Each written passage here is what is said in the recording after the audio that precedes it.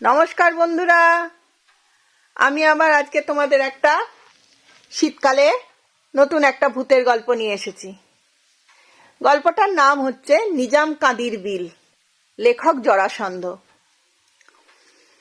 তো এক ব্রাহ্মণ বাড়ির ফ্যামিলির গল্প বলবো, সেটা আমি তাদের বক্তব্যের মতো করেই বলবো, আমি করে। ঠিক আছে, তোমরা বুঝে নিও। আমি কিন্তু আমার গল্প বলছি না, আমি এক ব্রাহ্মণ পরিবারের গল্প বলছি। যাই হোক, শুরু করি। কত আর বয়স তখন, 6-7 বছর হবে। তবুও চোখ বুঝলে সব চোখের ওপর দেখতে পাই। মামাবাড়ি যাচ্ছিলাম, অনেক দূর, যশোরের সীমানা ছাড়িয়ে। শুকনোকালে আগাগোড়া হাঁটা পথ, বর্ষাকালে নৌকো। রাত থাকতে বেরোলে একটা গোটা দিন, গোটা রাত, তারপরেও বেলা দুপুর। আমি হবার পরে মার আর যাওয়া হয়নি। দিদিমা বারবার খবর পাঠান। মা বললেন, চল দিদাকে দেখে আসবি, বয়স হয়েছে, কবে চলে যান। আমি তো ভীষণ খুশি। পুজোর ঠিক পরে খাল, বিল, নদী, নালা, ধান ক্ষেত সব জলে ভর্তি। আকাশ পরিষ্কার, বেরোবার পক্ষে সবচেয়ে ভালো সময়। ঘরের নৌকো, মাঝি নটবর সারা বছরের লোক।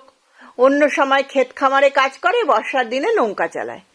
সঙ্গে রইলেন শেষদা, কলকাতার কলেজে পড়েন, লম্বা ছুটিতে বাড়ি এসেছেন। নটবর মানুষটা একটু নড়বড়ে, হুঁকো নিয়ে বসলে আর উঠতে চায় না। তার উপর বয়স হয়েছে, চোখেও কম দেখে। বড়দা তাকে বারবার হুঁশিয়ার করে দিলেন, হাত চালিয়ে যেও, নিজাম কাদির বিলটা যাতে সন্ধ্যের আগেই পার হয়ে যেতে পারো।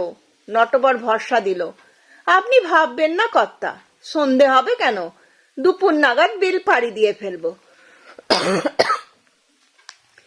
নিজাম কাদির বিলের কথা আমি মার মুখে শুনেছি।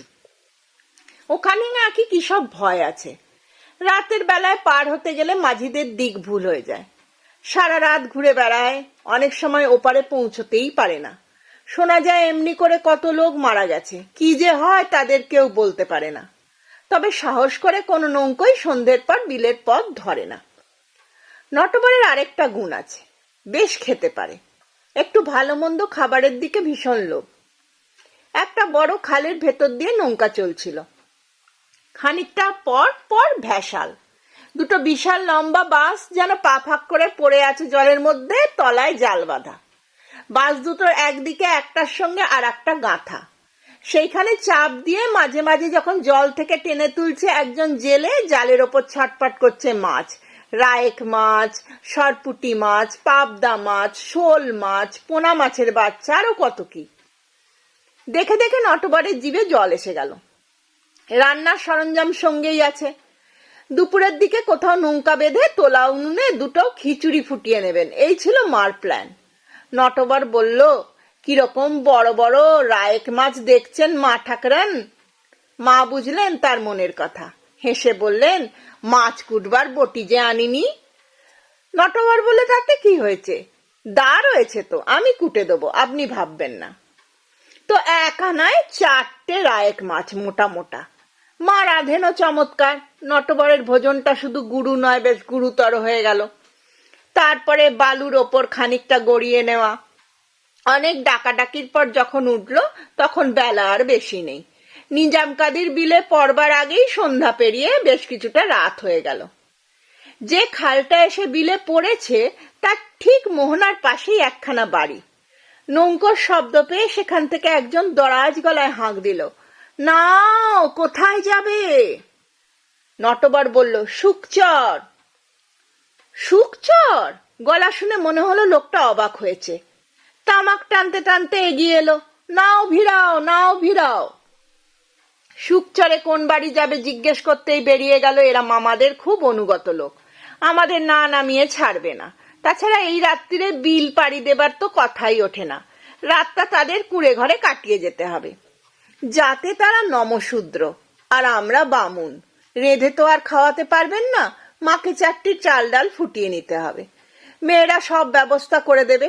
কর্তাগিন্নি হাত জোর করে ঘাটে এসে দাঁড়ালো, না বললে তারা শুনবে না। মা মুশকিলে পড়লেন। কুঁড়ে ঘরে কথাটা তারা বাড়িয়ে বলেনি, ছোট একখানা পাটকাঠির বেড়া দেয়া খড়ের দোচালা, সামনে খোলা বারান্দা, আর একদিকে একচালা গোয়াল, তার মধ্যে 3-4টে গরু, সামনে এক চিলতে উঠোন। এর মধ্যে কোথায় উঠবো আমরা? তবু মাকে নামতে হলো।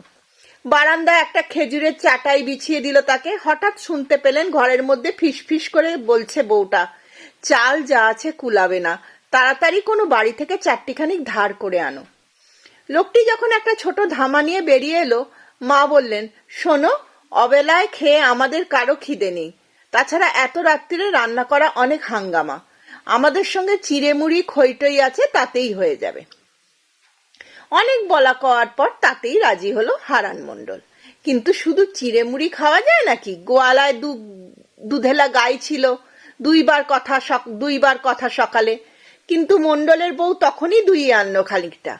উঠোনের কোণে উনুনে মাকে সেটা ফুটিয়ে নিতে হলো। কোন বাড়ি থেকে এক ছড়া মর্তমান কলাও জোগাড় করে ফেললো হারান। ফলারটা আমাদের বেশ ভালোই হলো।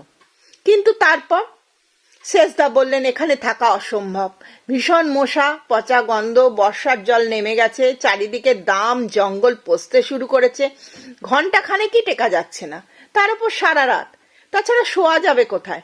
ওদের ঘর দরের তো এই অবস্থা, 3টে ছেলে মেয়ে নিয়ে ওদেরই কুলায় না। কিন্তু ওদিকে যে আবার নিজাম কাদির বিল। সেজদা কলকাতা কলেজে পড়া ছেলে, ওসব একেবারে হেসে উড়িয়ে দিলেন। বললেন, ভয়টা কিসের? এমন চমৎকার চাঁদনি রাত, মেঘ নেই, বৃষ্টি নেই, ঠান্ডা বিল, রাত পোয়াবার আগেই আমরা পৌঁছে যাব। হারান আর তার বউ বলতে লাগলো, কাজটা ঠিক হবে না। কদিন আগেই নাকি একখানা বিদেশি নৌকা না জেনে ঢুকে পড়েছিল বিলের মধ্যে। অনেক রাত্রে তাদের চিৎকার শুনতে পেয়েছে ওরা। পথ হারিয়ে জানতে চাইছিল কোন দিকে যাবে। সেজদা বলল, চেনে না বলে জানতে চাইছিল, আমরা ঠিক চিনে যাব। মার খুব ইচ্ছা ছিল, কিন্তু ছেলের জিদ দেখে চুপ করে গেলেন। নটবর সেজকর্তাকে জমের মতো ভয় করে। মনে মনে যতই আপত্তি থাক, বাইরে মুখ খুলল না। আমার বুকের ভেতরটা দুরু দুরু করতে লাগলো। ওদিকে আবার কৌতূহলও কম নয়, দেখা যাক কিসের ভয়। ছয়ের ভেতর মা আর আমি শুয়ে পড়লাম। বাইরে পাটাতনের ওপর শতরঞ্চি বিছিয়ে সেজদাও একটু গড়িয়ে নেবার ব্যবস্থা করলেন। গভীর বিল, লগি চলবে না, পেছনের গলইতে বৈঠা হাতে নটবর। যতদূর চোখ যায় জল আর জল, ঢেউগুলো মৃদুতালে ঘা দিচ্ছে নৌকার তলায়, সেই ধক ধক শব্দে আপনিই চোখ জুড়িয়ে আসে। কত রাত জানি না, হঠাৎ ঘুম ভেঙে গেল সেজদার হাঁক ডাকে। ঘুমিয়ে নৌকা চালাচ্ছ? নটবর মিনমিন করে বললে, আজ্ঞা না কর্তা, একটু ঝিমুনি এসেছিল। ঝিমুনি এসেছিল? চোখে জল দিয়ে নাও।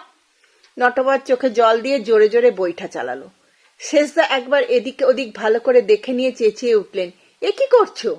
নটবর আকাশ থেকে পড়ল। কেন, কি হলো? নৌকো ঘুরে যায়নি তো? কি যে বলেন কর্তা! কথাটা হেসে উড়িয়ে দিল নটবর। ঘুরে আবার গেল কখন? আমি তো সোজা সামনের দিকেই চলেছি। তা তো চলেছ বুঝলাম, কিন্তু আমরা যখন বেরোই চাঁদটা ছিল বাঁ দিকে, এতক্ষণে ডান দিকে চলে যাবার কথা, বাঁ দিকে রইল কি করে? তা আমি কেমন করে বলবো চাঁদ কোথায় যাবে না যাবে, আমি কি জানি? একটু পরেই ফর্সা হয়ে গেল। ভোরের আলো ফুটে উঠল পূর্ব দিকটায়।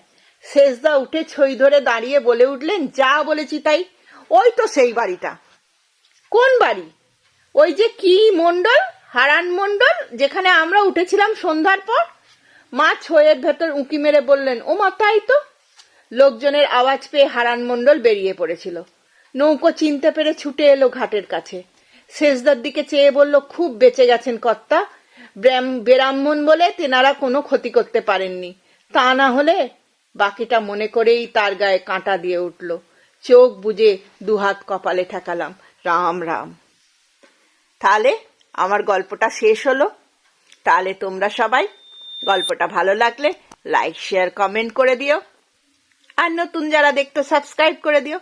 তাহলে এখন আমি আসি, টাটা।